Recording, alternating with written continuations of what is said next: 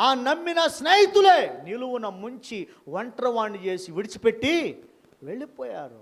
ఏమన్నా మేలు కలిగింది ఆ స్నేహితుల ద్వారా అతనికి?